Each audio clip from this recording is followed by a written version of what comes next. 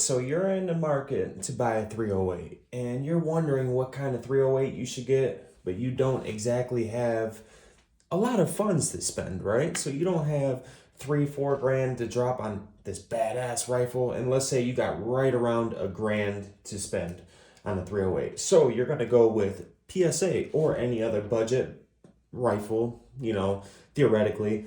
But let's say you went with PSA and you're wondering if you should get the Saber lineup or if you should get the plain Jane lineup. Now, personally, I've dealt with PSA a lot. I've dealt with their 5.56 rifles, their 7.62 by 3.9 rifles, and now their 7.62 by 5.1 rifles /308. And I've never had an issue with the PSA rifle being reliable. Even my AK systems seem to be good. They beat the shit out of themselves, and there might be an issue later on down the road, but for the most part, they run pretty damn good and they're pretty accurate. So what I'm going to do today is I'm going to take both of these rifles out and see what a $700-ish setup is going to be against the $1,600-ish setup. Now, mind you, this one is about $1,200 because they have the Geisley, the handguard, and the buttstock here. But you can get this version right around $750, plain Jane, if you really wanted to save the money and throw your own trigger in. This one's going to come in right around $1,500 to $1,600, and we're going to shoot some groups with them, and we're going to see what you would get in a difference of barrel.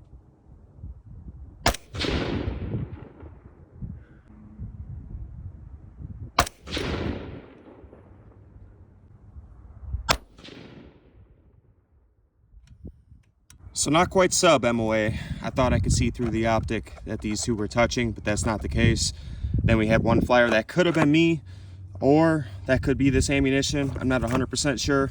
Let's go ahead and try some Sierra Match Kings and some Hornady Black, which the Hornady Black really went well with my pa10. I do dig this bipod. Like that bipod over there is, you can't move it. So this one you can rock it to the side, reload this rifle. Bipod's pretty nice. I actually dig it. So now we're gonna go ahead and try some 150 grain Hornady Black. And that's what this pa10 over here liked the best. Chase, I think I shot about probably half-inch group with this stuff right here. So let's go ahead and check it out and see what this Saber can do. Damn, drawing a blank.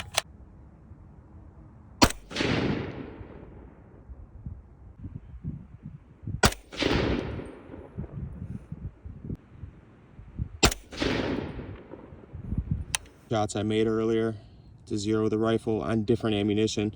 This is what I got with that Hornady Black.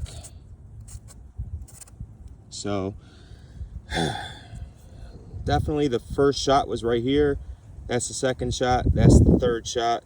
This rifle is not hot. It just looks like maybe it's the wind. I'm not 100% sure. It could be the wind, but it might not like this ammunition. So we got some 175 grain Sierra Match Kings in here. That rifle over here shot these really great too. Let's see how this Saber does compared, and then we'll get into the pa10 over here.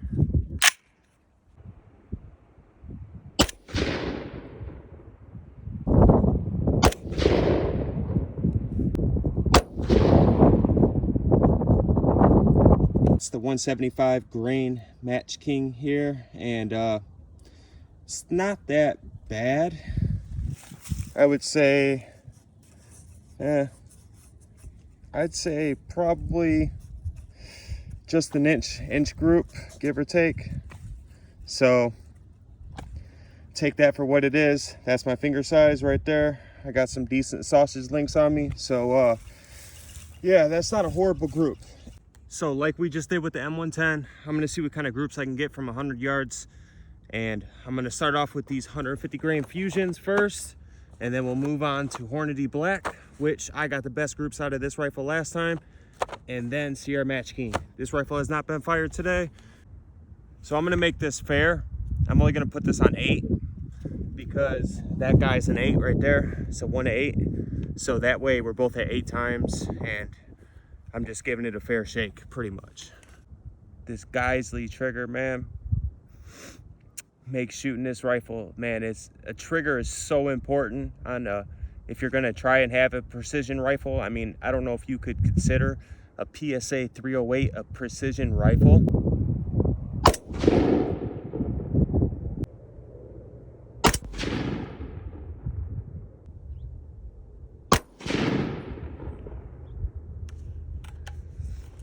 Let's go check that out. 150 grain Fusion, Federal Fusions. These came recommended from the gun store, the local gun store. I asked the guy what some accurate 308 is, and he pointed me in this direction. So I pulled out the Gerber. Looks like we got just over an inch right there. These two guys were under an inch. So I would say 1.25" group right there if you're measuring inside to inside, which isn't too bad. Some 155 grain blacks right here from Hornady.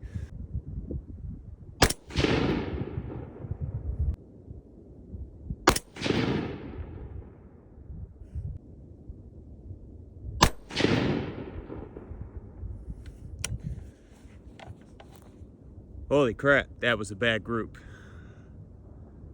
Wow. All right, let's go check that one out. So that's the group. Here's our tape measure. So you're looking at almost a 2.5 inches, 2 inches from outside to outside, and then you got about 1.5 inches right there. So you're looking at a 2-inch group at 100 yards with Hornady Black, which is kind of crazy because the last time I shot the Hornady Black, I got damn near sub MOA. I'm gonna play with it some more. Maybe it was me, maybe I pulled those shots, or maybe it's the wind is picking up pretty damn good. So let's go ahead and shoot the Sierra Match Kings on our last target here, and let's compare the 175 grain Match Kings here. Let's see how they do and fare up against the rest.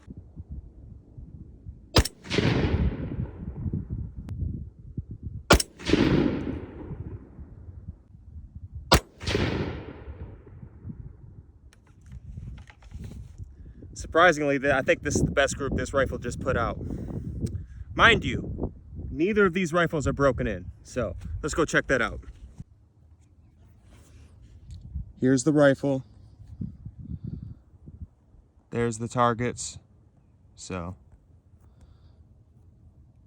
I wish ammunition, especially this ammunition, wasn't so damn expensive, because I would like to get a better, analysis of basically what kind of groups this thing could put out. Like a 10-shot group, that'd be pretty fucking sweet. But as you can see, we got 2 rounds touching right there, and then we got this guy. So here's our Gerber. There's 1 inch.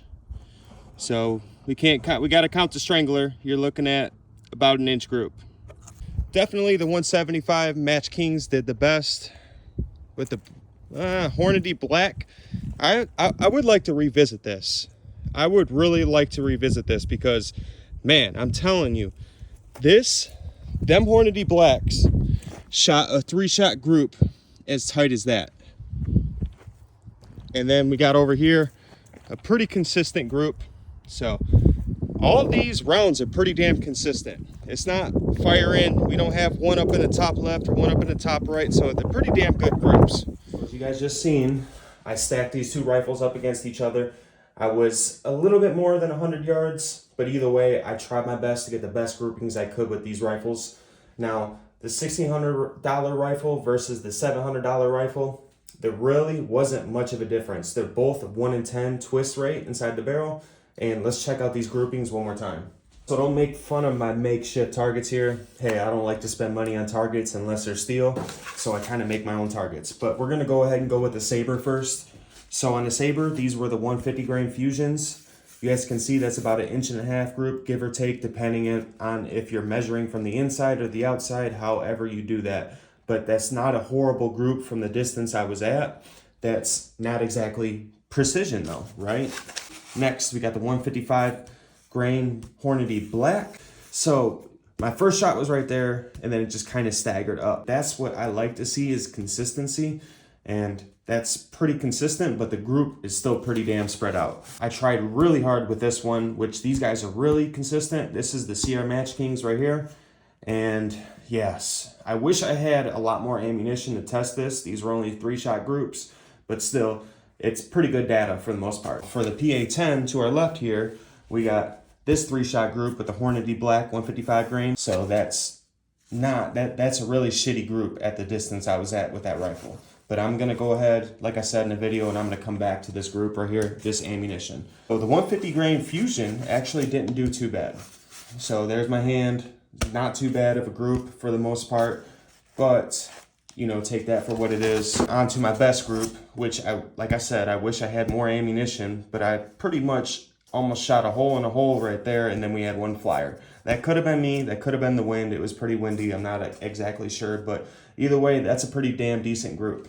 Whenever you buy this caliber, what are you looking for whenever you buy a 308 caliber? Me personally, I'm looking for accuracy. Now, these barrels, as you guys just seen, are not, well, first off, they aren't that broken. They need to be broken. I'm not exactly sure what the break-in point is, but I do know for a fact that AR-10s just need to be broken and then they shoot better groups. So I would like to revisit this whole thing, but this is pretty much out of the box. This one got about 80, I'd say about 80 rounds through it. This one has about 50 rounds through it. While they didn't shoot bad groups, I've seen worse groups, but for the ammunition I was shooting, I was really hoping that I would get tighter groups. Me personally, if I was going to get the Saber lineup, I'd be thinking that their barrel material would be much better and then I'd be able to shoot better groups, but that's just not the case. So these things shot pretty much the same. They were neck to neck. You could even say that this thing shot just a tad bit better grouping on some of the rounds, and then this one shot a tad bit better grouping on some of the rounds too. So take that for what it is. Which one would you guys pick? I also only used 8 times on this rifle. This thing has 10 times capability. This one only has 8, so I gave them a fair shake. I did not want to use the 10 times, and then, you know, I'm giving this thing more capability than this one. Just maybe the ammunition that I was shooting wasn't for these rifles, and I need to kind of mix it up and see what these rifles like the best.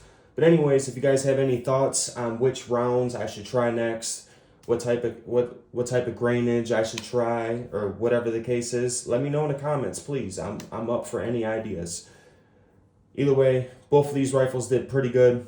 They are not broken in. Once again, I'm out, y'all. Be safe. God bless. Peace.